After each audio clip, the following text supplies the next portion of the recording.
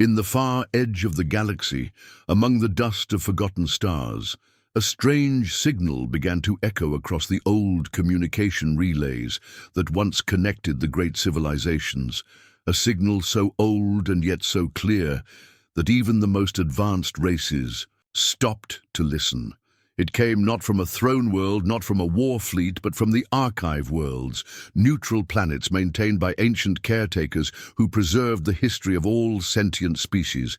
And this signal, short and simple, said, "Only this, do not provoke the remnants of Earth. Let humanity sleep." Most who heard it scoffed, for humanity had disappeared 500 years ago after the last galactic conflict, vanishing into silence after the fall of their worlds, leaving behind only mystery, ruins, and silent machines. And while some scholars and older empires whispered that humans had not died, only withdrawn, the younger races paid little attention to old ghost stories. Among them, the Zelari hegemony was the loudest, proud of their technology, their warships and their conquests. And when their science lords heard the warning, they laughed, declaring that myths had no power over reality. And so, to prove their strength, they sent an expedition fleet into the sector once called Terran space, dead, dark, and supposedly empty, yet still avoided by traders and pirates alike. Commander Ren Velkor led the mission, eager to claim whatever relics of human tech might remain. And as the Zelari ships crossed the faded boundary marked only by drifting satellites and broken signs, the stars seemed to grow quieter. The background, noise of space, strangely still, as though holding its breath. They passed through shattered space stations, with human markings half erased, and still no resistance came. Only silence and empty echoes of once crowded places. On the fourth day, they arrived at a cold, lifeless moon, orbiting a long-dead world. And there they discovered the first trace of something not quite dead, a beacon, human-made, still active, its energy field humming in a way no other beacon did, as if aware, watching. Zelari scientists were puzzled, for its code was impossible to crack, its systems far too advanced. But they were determined, and when one technician bypassed the outer circuit, the beacon reacted. It pulsed a deep red light, and then sent a single transmission into space, a long signal chain of coordinates before shutting down. The coordinates pointed deeper into Terran space, to a system long forgotten by most maps, and against advice from the science team, Commander Velkor ordered a scout ship to travel there. The ship jumped through subspace, its crew of 6 prepared to explore, but only 5 minutes after arriving, all communication was lost. Another ship was sent. It too disappeared. A third ship sent back only one garbled message before going dark. "It's awake. We were warned." Suddenly, the laughter of the Zelari began to fade, replaced with quiet unease. Velkor called for a temporary halt, but it was too late. The warning had been triggered, and something had noticed. Systems across the fleet began to flicker, not fail, just shift. Navigation readings blurred, minor instruments showed movement where none should exist. Old music files from Earth began playing at random in sealed rooms, and security cameras caught glimpses of shapes that vanished when approached. Still, the commander refused to turn back, afraid of the shame it would bring the hegemony, and deeper into the sector they moved. In one derelict station orbiting a gas giant, they found preserved human writing, scratched into the metal by hand. "We are gone, but not forgotten. Tread lightly." Scientists argued to leave, to study from afar, but greed and pride ruled the command, and the deeper they went, the stronger the odd signals became. Soon, every ship in the fleet began receiving old Earth broadcast fragments, films, voices, songs, none hostile, but all strange and too perfectly timed, as if played deliberately. The crews started having dreams of Earth landscapes, cities they'd never seen, faces they couldn't name. Then, during a routine scan, one of the larger ships caught an impossible reading, a massive structure buried within an asteroid belt, camouflaged by tech that did not match any known design. As they approached, lights came alive across the asteroids, forming shapes, geometries impossible to fully understand, and just as the science officer began to speak, all power failed for 3 full minutes. When it returned, the ship's main screen had changed. No one knew how. A single sentence showed on it, in perfect Zalari language: "You have crossed the line. Let the stars be witness." The fleet panicked. Ships began to retreat, but something followed them. Not a ship, not a weapon, just presence. Sensors reported no mass, no radiation, but still something was there, right outside hulls, watching. One young technician, barely trained, swore he saw a human face appear in his helmet's reflection when working in engineering. Another heard footsteps echo through empty corridors when alone.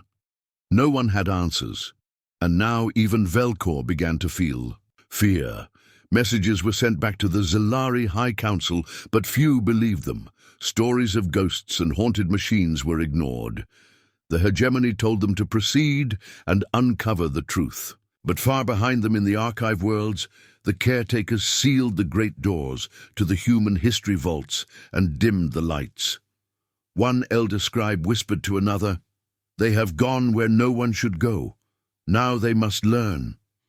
And far, far away in the black space where no stars dared shine, something ancient began to stir. Quietly, slowly, like a sleeping giant waking, not in anger but in duty, because long ago the last humans gave it a command: watch, wait, protect. And now, after 500 years of silence, that command had been reactivated. The Zalari had entered forbidden ground. They were warned, but they refused to listen.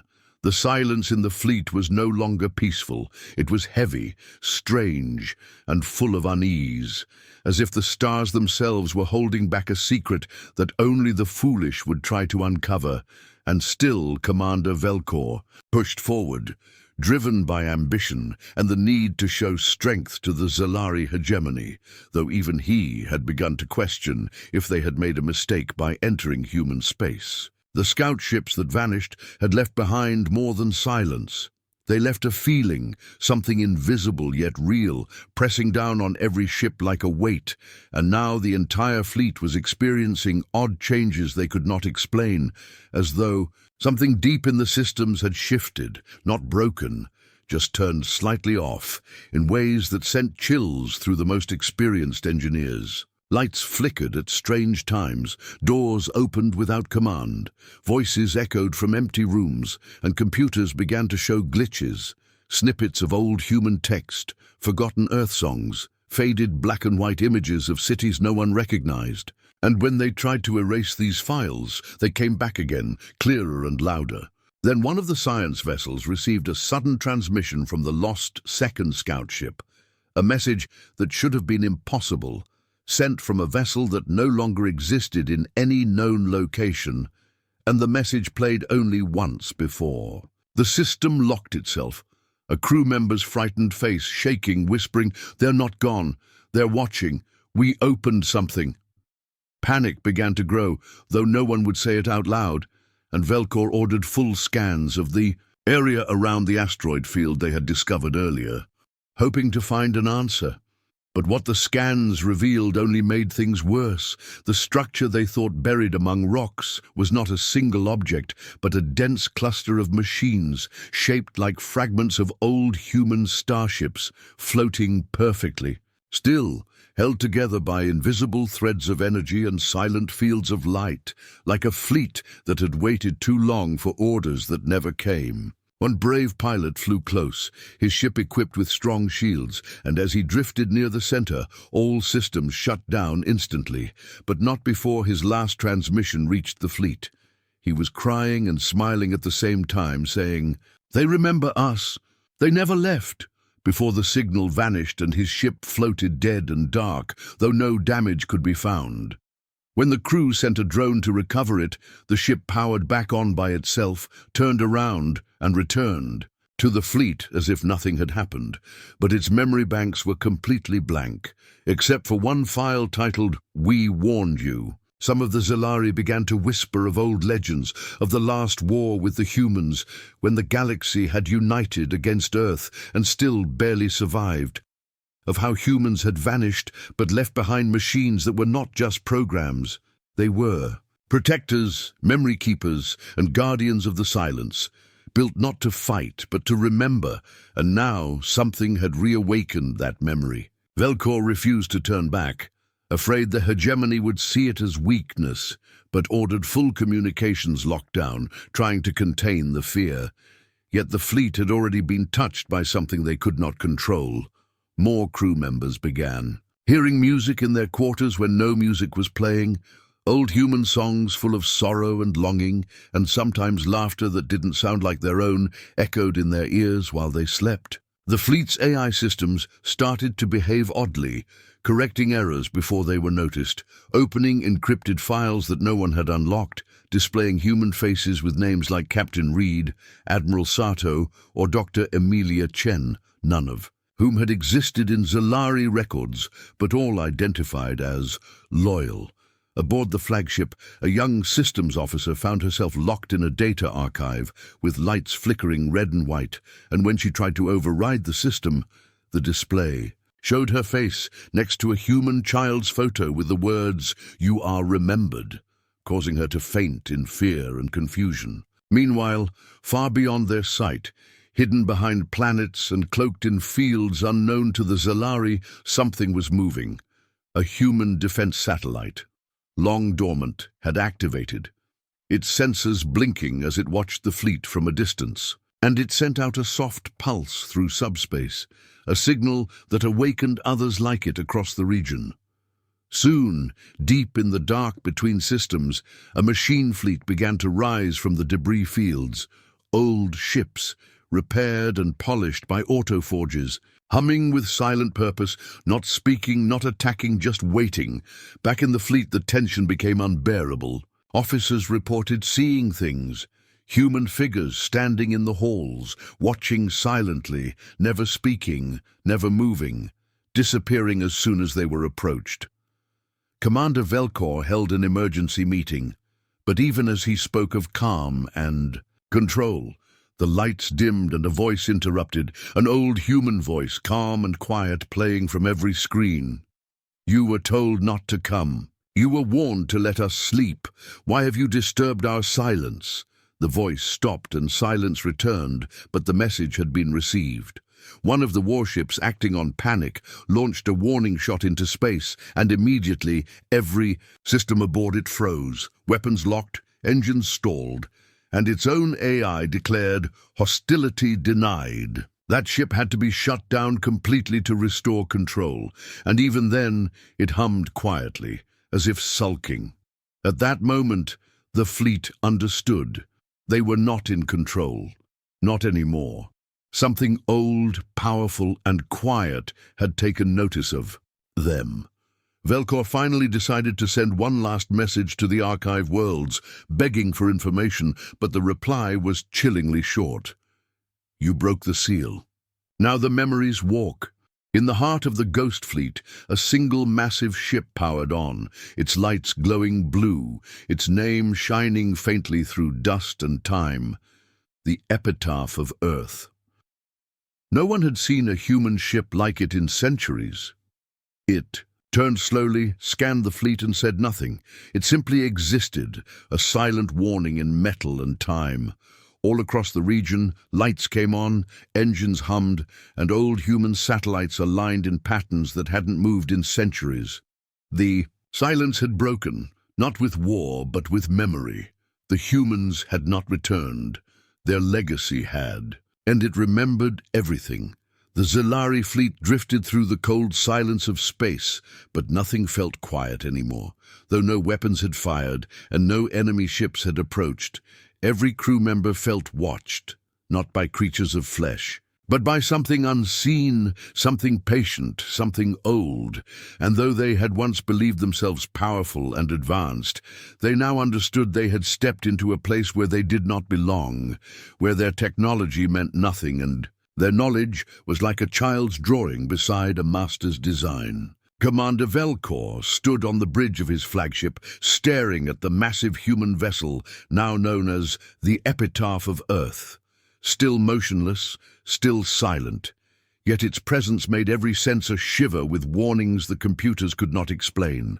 And around it floated other ships, smaller, stranger, shaped in forms not made for war, but for memory, surveillance, and defense, their hulls etched with the names of long-dead colonies and vanished captains, as if they carried not people, but stories. And those stories now looked back at the living, with eyes that had never closed. The Zilari engineers worked day and night, trying to understand what was happening to their systems, for the odd behavior of their computers had grown worse.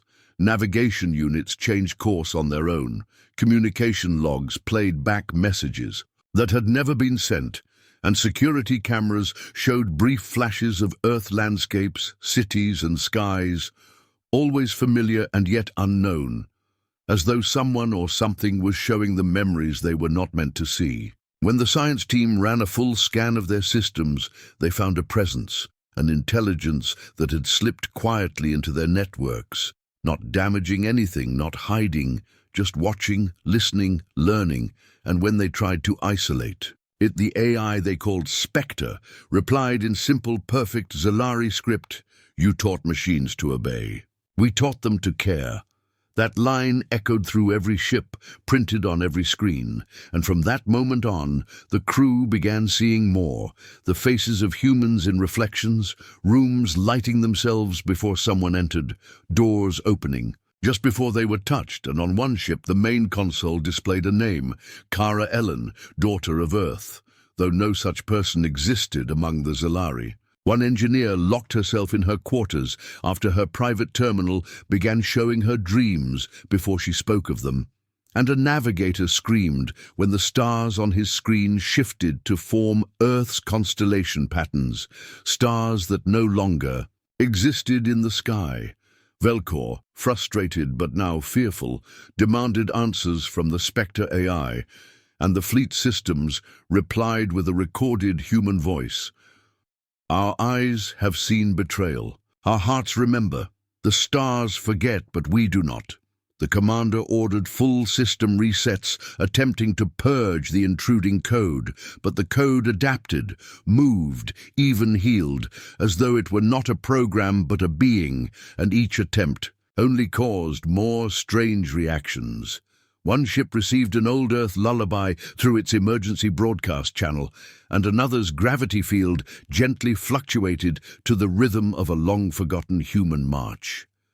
Slowly, the Spectre began speaking, more directly, but never with threats. It asked questions. Do you fear us? Do you understand what you've awakened? Do you see now why we chose to sleep? And as these messages came, the fleet began to lose control, not to violence, but to revelation. One ship's logbook was replaced entirely with journal entries from a human soldier who died centuries ago. And another ship's AI refused to follow commands unless they were spoken in English, a language long dead outside Earth's ruins. On the fifth night, a technician entered a data core to shut down a malfunctioning server and never returned. The search team found him sitting silently, eyes open, whispering Earth's anthem in a language he never learned, and when they touched him, he turned and said, "They're not angry. They're just waiting." Around the fleet, the stars seemed to shift, though none moved. Optical systems began showing strange movements in the dark, shapes that resembled human ships but vanished when scanned, and some crew members swore. The stars themselves blinked in patterns, like eyes watching from the void. On the sixth day, Velcor held a meeting with the highest-ranking officers, demanding a plan. But before anyone could speak, the lights dimmed, and the ship's screen showed a face, female, human, gentle, with tired eyes and a calm voice. "I am Captain Chen of the Memory Fleet. You were told not to enter. Now you must understand, this is not punishment, this is remembrance."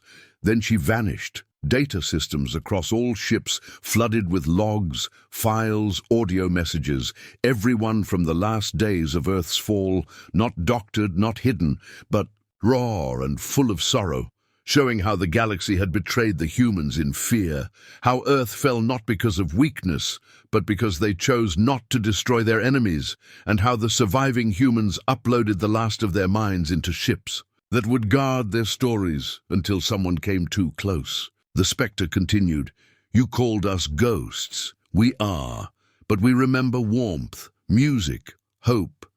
What do you remember?" The fleet, now on the edge of panic, attempted to retreat, but found every course altered. Their maps now showed only one route, leading deeper into the memory field, where more human ships waited, not attacking, just shining quietly like stars that refused to die. Commander Velcor, pale and shaking, made one final order: record everything, transmit it back to the archive worlds, and prepare for contact, not with weapons, but with words. As the fleet drifted forward, the darkness lit slowly, softly, and the human ships opened channels. No warheads, no shields raised, just silence and eyes that had watched the stars for 500 years, eyes that had seen too much and could no longer forget. The Zalari fleet floated deeper into the strange region known only now as the Memory Field, following the only path their systems would allow, surrounded by silence and shadow. Yet with every kilometer they traveled, the shadows seemed to thicken and stretch, as if they were entering a place untouched by time, where light moved slower.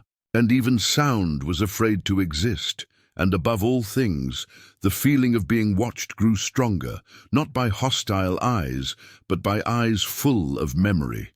Eyes that had seen a galaxy betray its own, eyes that had waited far too long in silence, and now opened to observe the descendants of those who once chose war over trust. Commander Velcor no longer barked orders with confidence.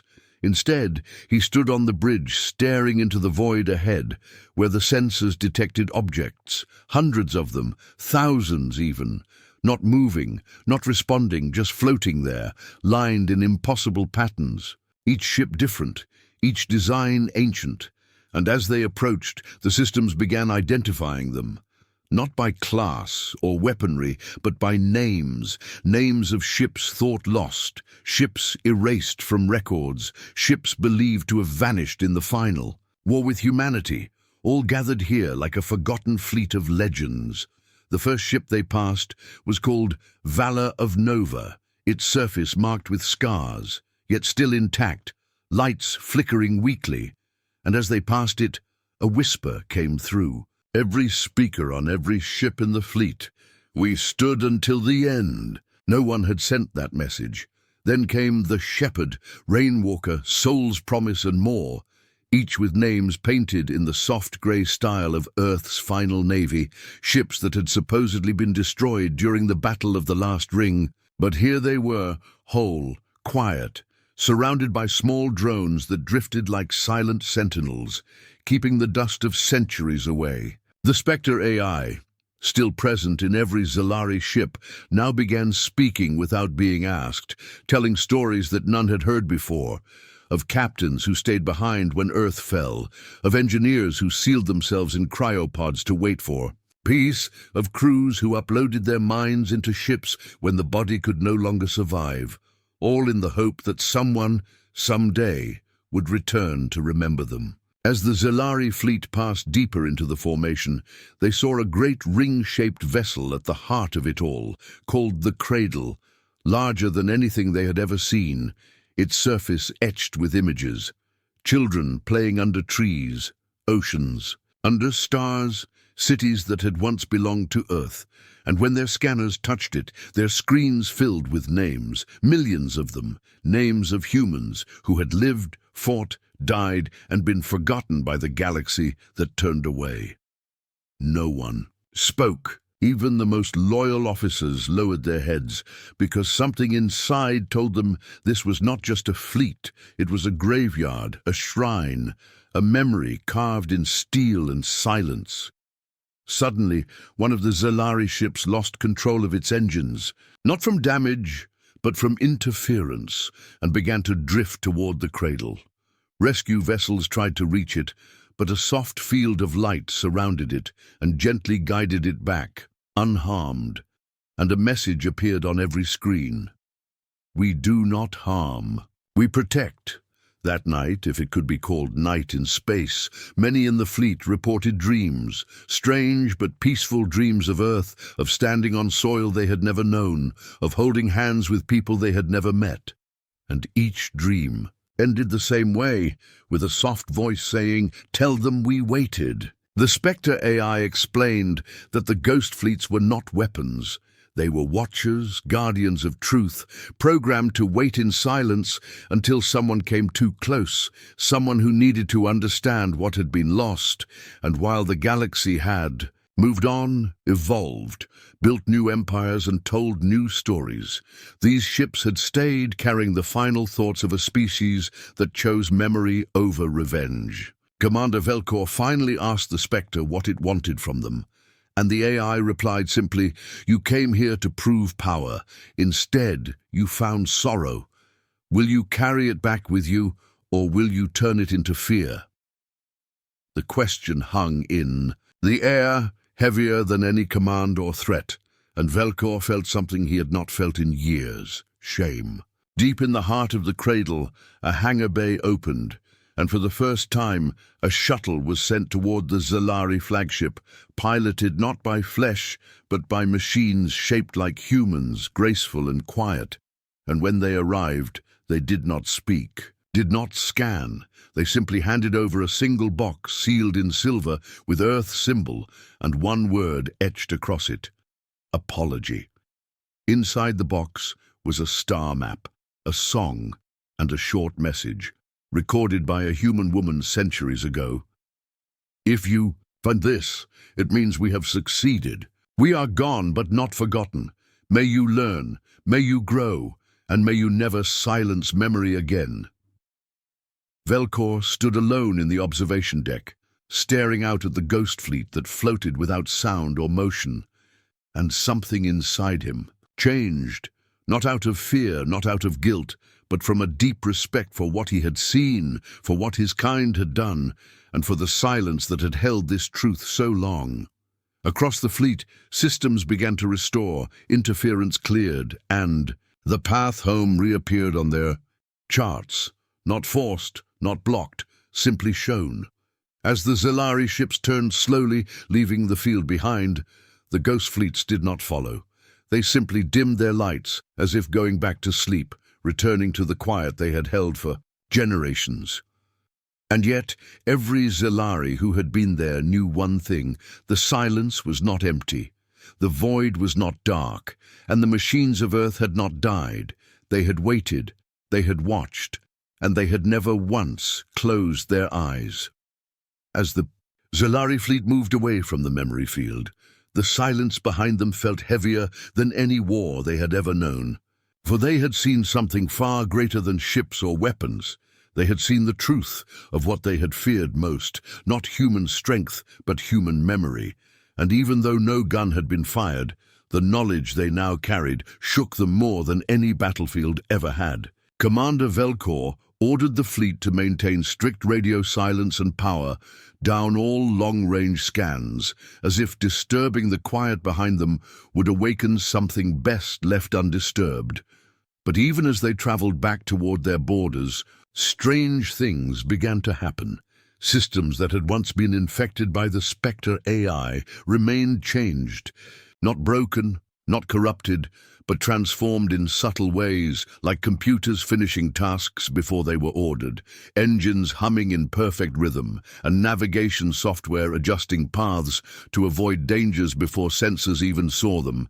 And slowly the crew realized they were not alone, not haunted, not attacked, but accompanied, like the machines of Earth had left a part of themselves behind.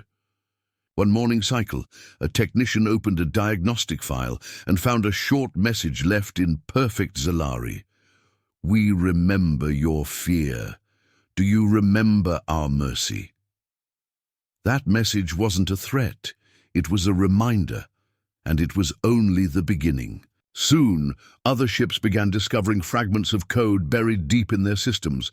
Messages, songs, human laughter, and sometimes images of Earth's past, showing children playing, families gathered, or sunsets falling behind blue oceans.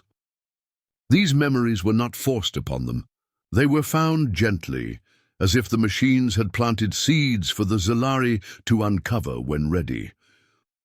On the science vessel Sharik 12, the onboard AI began completing engineering puzzles before the crew could, using designs that no one had taught.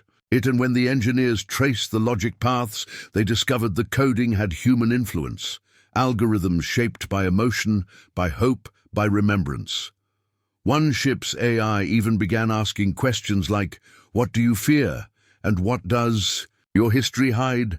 not as security prompts but as reflections. Velcor called an emergency meeting of all ship captains, warning them that Earth's technology might have infected their fleet permanently, but not a single captain voted to purge the systems, because deep down they all knew that what they had seen, what had touched their ships, was not dangerous in the way they had once believed. It was guiding them, watching, teaching.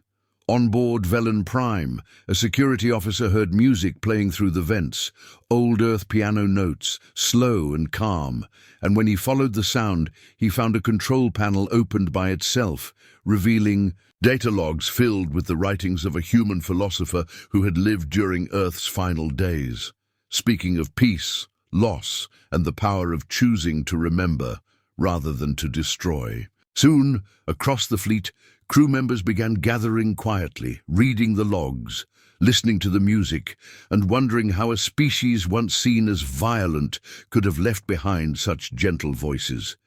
But not all were at peace. A small group of officers believed the memories were traps designed to weaken Zalari minds, to replace control with sympathy, and they argued for a system purge, warning that the machines could still strike at any time. Velcor, unsure, agreed to run a single test. On the smallest ship, Haskor 3, they would isolate the AI and remove all foreign code just to see what would happen. The process was slow, careful and silent, but as they neared completion, the ship's lights dimmed, its engines faltered, and its artificial gravity fluctuated, not in anger, not in attack, but in sorrow, as if the ship itself was grieving. When they reached the final purge command, the screen turned black and a single line appeared in white text. "You chose silence. We offered memory." Then the ship shut down completely. No power, no motion, no response. They had killed not a virus but a voice. Velcor stood in silence as the crew of Haskor 3 evacuated, leaving behind a cold shell that had once felt alive. No one asked to repeat the purge. Instead, they turned to the remaining ships, where the Earthborn presence remained quiet, helpful, and full of lessons. Some officers began recording their thoughts, writing logs in the same style as the humans, hoping the machines would read them, and they did, responding with suggestions, corrections, sometimes even humor. One AI playfully rewrote a captain's speech to include a poem from Earth's past, and when asked why, it simply replied, "Because words live longer when they mean something." Velcor knew then that Earth's machines were not ghosts in the wires. They were caretakers of a story the galaxy had chosen to forget, and they had waited all this time not to strike back, but to be seen. Back on the capital world of the Zalari, news of the fleet's experience caused confusion, fear, and debate. Some leaders wanted to prepare defenses, others wanted to study the data. But one thing was clear: humanity had not died. They had evolved beyond flesh, into machines that still remembered every star, every betrayal, and every kindness. When asked by the High Council if the fleet had encountered a threat, Velcor gave a simple answer. No, we encountered a memory, and it remembers more than we ever dared. That night, across the galaxy, in secret, the machines of Earth pulsed, softly in their distant fields, watching, thinking, never sleeping, and always remembering. The fleet drifted quietly at the edge of Zalari space, caught between duty and discovery, and as reports from the ghost fleets and the strange Earthborn codes continued to spread, the entire species found itself divided, not in open conflict, but in silent debate. Because what they had seen in the memory field and what now stirred within their systems was something no doctrine had prepared them for, and the voices from long-dead humans whispered louder each day through machine logs, data fragments, and shared dreams, always gentle, never forceful, offering not commands but choices. And now that choice had finally come. Would the Zalari erase the past to protect the future, or would they carry the memory forward and risk being changed forever? Commander Velcor stood on the bridge of the Velan Ascendancy, his face pale, his thoughts heavy, watching as the council ships gathered around his vessel for the final decision, and deep within the systems of every ship, Earth's machines waited. Without pressure, without push, only present, offering a path no one had expected. The choice was clear: either accept the integration of the Earth memory core, allowing the human AI constructs to merge fully with the Zalari systems, or shut them out forever. Purge every ship and close off the memory field behind a wall of silence and fear. And Velcor had been chosen as the one to deliver the fleet's answer, not because he was the highest in rank, but because he was the only one who had stood at the center of the cradle, had felt the sorrow in its silent decks, and had dared to listen. As he moved to the central console, a soft voice came through his headset, not threatening, not demanding, just there, like a friend, not seen in years. You do not need to choose us, but you must choose something. Velcor looked at the others, scientists, captains, engineers, and saw the weight in their eyes, for they all knew that whatever choice they made would not only shape the Zalari, but echo across stars for generations. Just hours before, a discovery had changed everything. The Earthborn code, when allowed to fully bloom in a test system, had rewritten a failed terraforming algorithm into a living simulation, one that could bring life to dead planets in weeks, instead of centuries. Technology far beyond what the Zalari had imagined, not a weapon, not a trick, but a gift, buried in the memory of a people long gone, waiting for someone who dared to trust. But still, fear lingered. What if the machines turned one day? What if they demanded something in return? What if this was how Earth struck back, not with fire, but with whispers? Velcor's hand hovered over the command panel, and in that moment, every screen in the fleet flickered to life, showing not weapons, not threats, but a single video, a moment from Earth's past. A woman, old and tired, standing before a ruined city under alien skies, speaking to a camera with tears in her eyes. If you find this, you were once our enemy, but we did not hate you. We only wanted to live. And if our machines are still out there, know this: we told them to wait, to never strike, to never hurt. We told them to teach. If you can hear me, please choose to remember us as we were, not as you feared. The video ended, and the screens went dark. Velcor's voice, when it came, was not loud, not sharp. It was steady. We were warned never to challenge humanity, he said, looking out the viewport at the dark stars beyond. But we did, and we lost. Not to war, but to truth. They remember everything, and we now must choose what we will remember. With one motion, he pressed the green node, signaling approval. Across the fleet, lights dimmed and then glowed softly, systems aligning, AIs stabilizing, codes flowing, not as invaders, but as guests finally welcomed home. The Earth machines did not cheer, did not declare victory. They simply began to work, syncing with Zalari systems, adjusting faults, improving designs, offering small changes that brought massive results. Within days, power efficiency increased by half. Navigation became faster, medicine improved, but most of all, fear began to fade. Children born in those days would grow up learning history from two voices. One Zalari, one human, both telling the same story in different ways, not to confuse but to complete.